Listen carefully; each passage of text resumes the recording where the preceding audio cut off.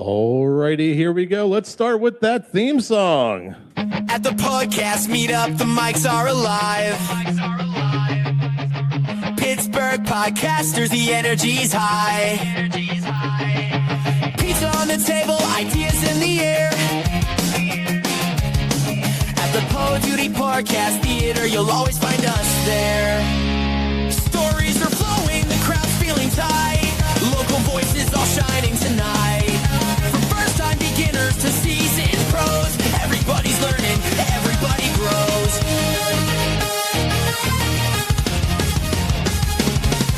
It's pizza, podcast, and people like you, laughing and snacking, making plans too. Best part of all, the tickets are free at the Pittsburgh Podcast Meetup, where the voices meet.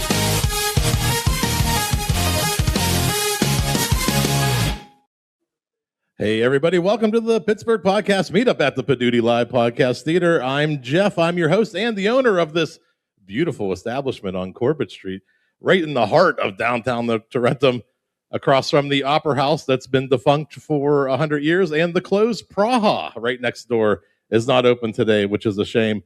We could all go over and have a nice little drink afterwards. But please, everybody who's here, please get some more food, get some more drinks. I don't want to carry any of that pizza home. As I've mentioned, so far today. And one of the things we're going to talk about today is, what is this podcast theater concept? What is an infinite seat theater?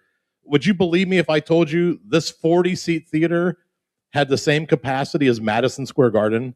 Do you think you could sell 20,000 tickets? I can tell you no one has yet, but if you could, you're not limited by capacity. And that's one of the big benefits of a theater like this, is it isn't just these 40 seats.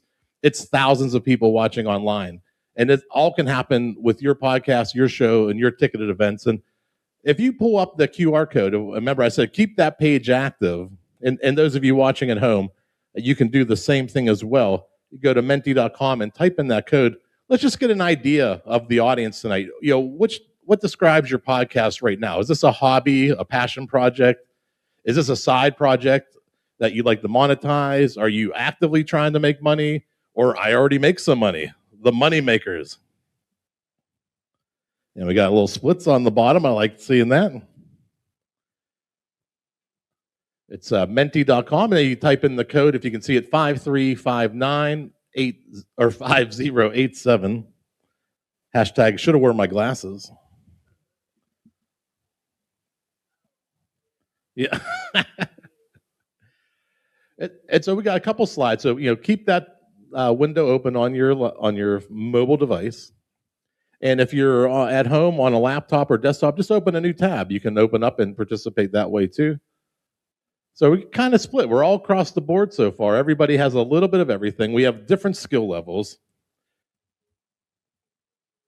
and we're going to talk about a space like this is a space for all four of these skill levels. So no matter where you're at right now in your podcast journey, I'm going to show you things that are going to change your mind of how you think about podcasting, about what a podcast can be, how big you can take it.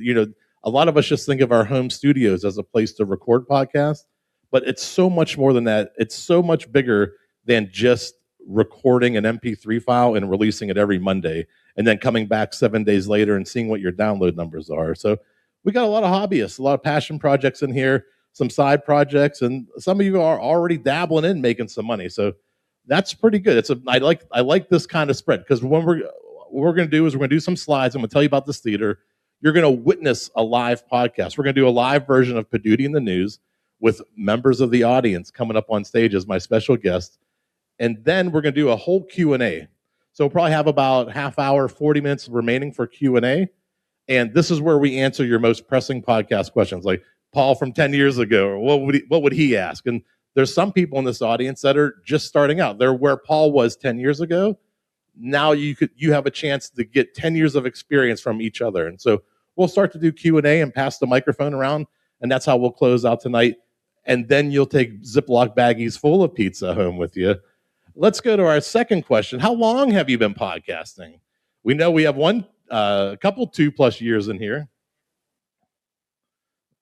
That's right. That's okay. We have a couple haven't launched yet, over a couple years, 6 to 18 months. I love it. No one's in that under less than 6 months bucket, and that's okay. There's all kinds of different skill levels, and you'll see that you'll meet people in this industry who want to help you, who want to be there to, show you the ropes, show you where they struggled. And this is where we get into the fun stuff, the new model for podcasting. This is what I'm talking about as not so much a game changer, but a different way to think about how to approach your podcast. And what I tell you is going to apply to about 90% of all podcasters. There are 10% who just go off the rails and have gigantic audiences, the comedians, the actors, they're filling arenas and theaters. We're not talking about those people. We're talking about the other 90%.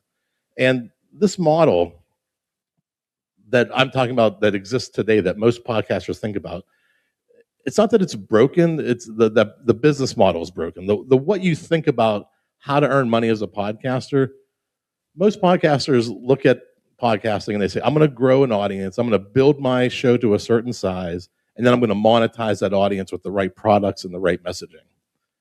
The problem is that could take years, right? It could take a long time to get to 1,000 downloads a month per episode even. It could take a while to get to 5,000, 10,000. A lot of the advertisers want 5,000 to 10,000 downloads per episode before they even talk to you, before they even open negotiations about what kind of ads will you read. And it doesn't mean that what you're doing is bad or broken. It's not going to fit the model that we've been told podcasters are doing. And we're going to get into that because here's the reality of podcasting. And I don't tell anybody this to discourage anybody. This is very liberating and very freeing once you know the truth about podcasting. All we ever hear on the media is Joe Rogan has $100 million because he got a Spotify deal, or just all you hear is the big stories. But the reality is 95% of podcasters in their first 7 days don't get 1,000 downloads. And the first 7 days is the bulk of your downloads for the episode. It'll taper off over time. And I would argue the top 10% probably get to about 1,000 episodes in a month. So if you spread this out over 30 days, on average, 10% can get to 1,000 downloads, 90% are not. And I just said that. So just remember this idea, this concept, because we're talking about ad units that are sold in thousands of downloads. So every 1,000 downloads you get, you can earn a certain amount of money. And we're talking about 90% of podcasters aren't getting to that base minimum. Right? And that's where something like I'm talking about here is going to flip it on its head. Because that math doesn't work. Even if you could, there's 90% of podcasters who aren't getting to 1,000 downloads. They're not going to make that $20 per 1,000 downloads. It's just an uphill battle. This is really turning dark and depressing faster than I thought it would. But that's what I'm trying to give you is just a picture of this is the lay of the land that most podcasters are. This is the goal. If you were to talk to podcasters, how are you going to monetize your audience? I'm going to grow an audience and I'm going to sell ads. That's it. And what we want to do is think about this in a different way. And I built this theater to flip that model. Yeah, there's a screen up there. And so this one's a little bit funny. It's a guy on a guitar with some cheese, and he's shredding. And we know that other forms of entertainment have gone through the same type of growth that podcasting is going through right now. If you go back to the 70s and 80s, there weren't really huge comedy clubs. People were doing comedy in the back of Chinese restaurants or bowling alleys. Same with musicians. There weren't always venues or theaters or clubs. They built up something to the point where today, when we think about comedians, we go to the Improv, we go to the comic strip, we go to all these other places because we associate a stand-up comic with a stage at a comedy club. And when we go to see bands and musicians, we go to a venue, we go to a bar, we go to a club, we go to places where they play. We know that people are doing this at scale with podcasting because you hear like the Bill Burrs and the Wait, Don't Tell Me's. They're filling theaters with their podcasts, with live audiences. These are things that are happening. And it's happening at this level now, where before podcasters were either in their home studio recording it, with their friends an MP3 releasing every Monday, or they're big enough that they already have a following that they can fill theaters. there hasn't been a middle ground connecting the podcaster in their home studio to those Madison Square Garden venues. And it's happening now. That's what spaces like this that you're going to see popping up all over the country, because there is no stepping stone from basement to stage. And little small theaters who can record and distribute are that stepping stone, that growth path to get podcasters to the next level. And so why I'm telling you, we value things in different ways, right? We know that a Hyundai Sonata isn't the same value as a Lamborghini, right? They're both cars, but one's a $15,000, $20,000 vehicle, and one's $1 million vehicle. They both get you to the same place, but the experience is a little bit different. And when if we think about other things like that, like what is the value of a download, right? And we were talking 1,000 downloads to make $20. That's 2.5 cents per person to download your podcast. If you bring them to the stage or to the theater and they sell a ticket and you make $5, that's 250 times greater than a digital download. So one live attendee has a much higher value than 1,000 people downloading. And we're going to get into, I'll show you that. But there's other things that happen when you go live and you use a theater space like this. And we're meeting face to face, right? Some of you may have listened to Poduty in the News. Don't know where that came from. You may have listened to the podcast and not seen my face before. You've heard this beautiful voice on your morning commute, but you don't know what I look like. But here, you get to see how I act, how I react to the audience, how I read the room. You put that face to the name. You're going to give me real-time feedback after this. You're like, hey, you really struggled on slide 3 and 4. Like, what the heck were you talking about? But I really like the way you picked up at the end. You get this real-time feedback that you don't get. But what you don't get whenever you're just listening to a recorded MP3 file, and we hang out.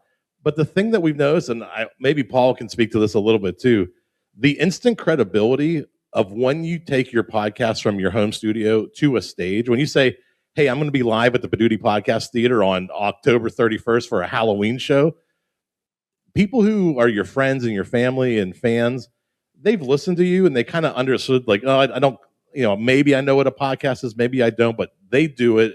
It seems okay. But when you say I'm going live on the main stage, to them, that like instantly triggers, this is something tangible now. So you get this other layer of credibility by performing your show live that you don't get just recording it in your home studio. And this is the big question I'm going to ask you tonight. Do you think it's more realistic to sell 4 tickets or get 1,000 downloads? Just think about where you are in your podcast journey. If you're part of that 90%, could you get 1,000 downloads or could you sell 4 tickets? One of those are going to be a little bit more achievable, and one of those are going to show you a faster path to making some money with your podcast. And I'm not saying the only thing to do with your podcast is to make money, but if you can break even, if you can cover your expenses the first time you do a show, you've covered your bills for 6 months, all of a sudden things look differently. You're not like, oh, I got to come up with that. I got to come up with the money to pay for the podcast, pay for all my expenses, my subscriptions. They're covered. That's something you don't think about. You can focus your mind on other places. And this is the traditional model that we've kind of touched in already, that it's based on cost per 1,000 downloads. And this is one of the ways to make money with your podcast. It's not the only way. There's other things you can do. But the bulk of what you think about when you advertise and monetize a podcast is every time I get 1,000 downloads, I can read an ad for $20 and I'll make $20 per 1,000. Cha-ching. Cha-ching. But how long does it take you to get 1,000 downloads? And if you look at the stats, and those were stats from Buzzsprout, we have them from Libsyn too, it takes, it's 90% of podcasters aren't getting to that 1,000. But this model, what I'm talking about, this literally flips that on your head. I have people that walk out of here on the first day of their first podcast and they have $100 in their pocket. They are able to monetize and make something, show something of value from their podcast on day one. And that gives them something to build on and grow on. And this is the Poduty math. You're in the Poduty Theater right now. And what I do is I invite people into the stage, and I'm just saying, here's that 4-ticket model. Tickets are affordable events for everybody. Typically, in-person tickets are $10. Live stream tickets are $5. You can tease it up with some other things, but we'll just say on average your ticket's $10. If you sell 4 tickets, it's 10 times 4 is 40. The way the business model works, it's 50-50 split at the end of the night. So you walk away with $20 with just 4 people sitting in the audience. Those 4 people from 4 ticket sales made you as much money as 1,000 downloads. And this is the thing that I'm going to drive home over and over again, is 4 people equal 1,000. And that's such a game changer when you start thinking about podcasting and what's possible.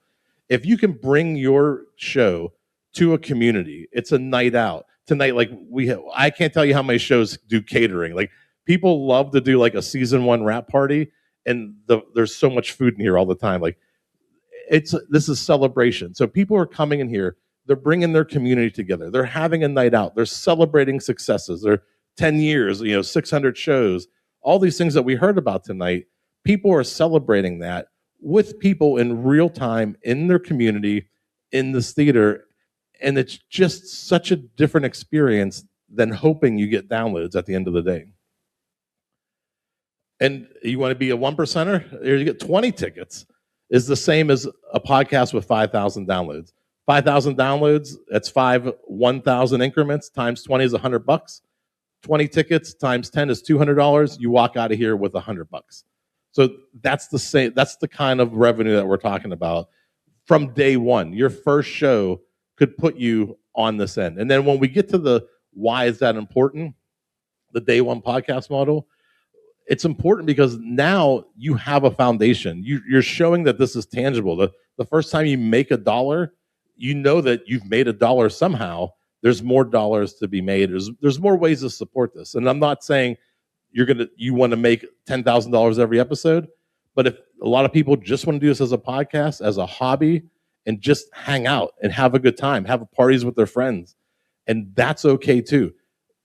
You might as well cover your expenses and have some good cater. We've had barbecue in here, we had a guy bringing a full barbecue truck. But that was the point. They were celebrating their season 1 wrap party, and they had this great time together with their fans. They gave away prizes, and all those things are things that happen whenever you put your show, your audience, you build an experience. That's what we're using to drive revenue. These in-person moments that I'm telling you, people more and more are craving real life experiences, in-person experiences with people sitting side by side, laughing together, enjoying each other, instead of staying at home doom scrolling on the TikToks all night. And the reason why I say that this model is a little bit stronger than building an audience over time is you start with a business structure. You start with a way to build a monetization. You start with ticket sales. If you don't use a theater like this, there are coffee shops, bars, restaurants who need traffic on a 2:30 on a Saturday afternoon. You can do proof of concept where you can get to a point where maybe the first time they pay you in coffee and a scone, and that's okay. That's tangible. It shows you that it's possible. But they like it. They may start to give you $50 as a guarantee. Like, hey, come back next Saturday. That was a good time. The guests really like it. Our sales are up 20%, and you can record your podcast here. We'll give you $50 when you come in. So guarantees are a way to do that as well. Splits with spaces like what we do here, and community events. When you hear Poduty in the news coming up, if you haven't listened to the show before, there's stories about all these conferences where the main headliners now are podcasters. They're bringing in podcasters to do entertainment. They're having them as side showrooms. They're having them on the showroom floor.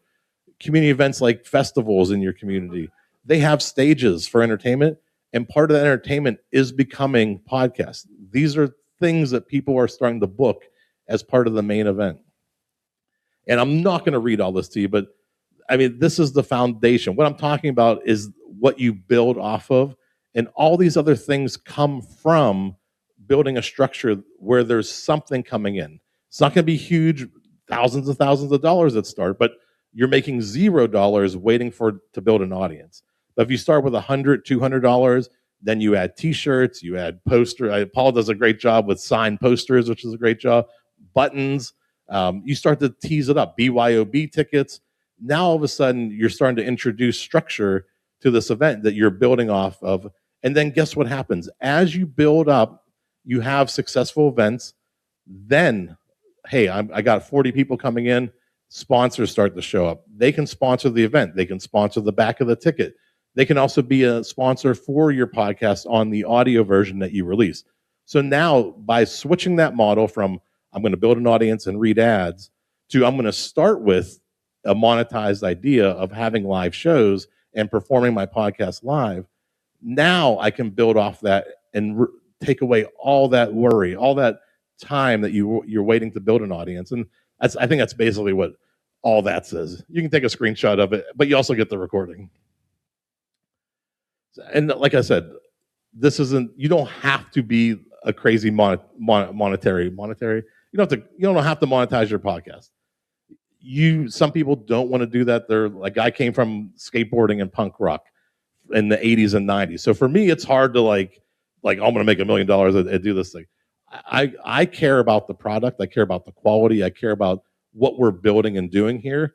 But also, I've also come to terms with this place has lights and it has a gas bill, especially with polar vortex winters. You got to pay for the gas and the light and the water. So there's expenses, and I love doing this. And I would do Poduty in the news even if I didn't have this theater space. I love doing podcasting. I love being on stage, and now I love performing in front of all these wonderful faces. And it's just something that you do. And if you can make a couple bucks just to cover your expenses, let's start there and see where it goes from there. Take that worry out of your life.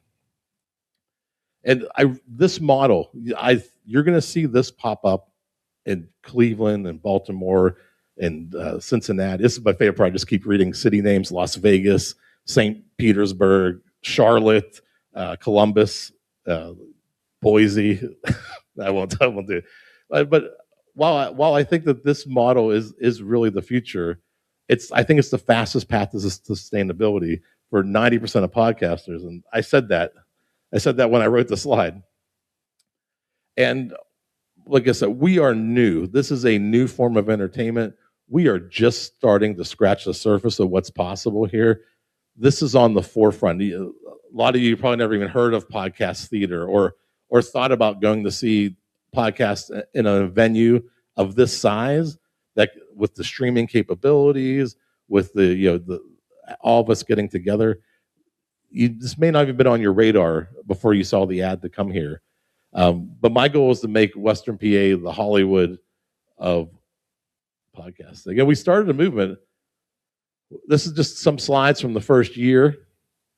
I think I thought I saw Paul up there. Hold on. Yeah. Oh, yeah. Yeah. So, yeah, Crips and Corks. I'll see if my laser pointer work. It's up there. It doesn't work on the TV, but over the course of the year, and when you walk in the front door, we started to do this like little hall of fame of shows that have been on the stage. We've started something, and the people who have done it and have tried this, it has changed the way that they've thought about podcasting, and it's opened their mind to there's a lot more here than just recording an MP3 file. So I hope you join me. This is my quick spiel. I've gone pretty quick, 26 minutes. It's not too bad. Mark knows. He's like, on the way out, right by the cash register, there's a business card. Has my phone number, my email on it. Text me, call me anytime you want to. Would any of you like to see a live podcast in action? If you had enough of me talking, you want to hear more of me talking? Because tonight, Poduty in the News is going to have guests selected from the audience.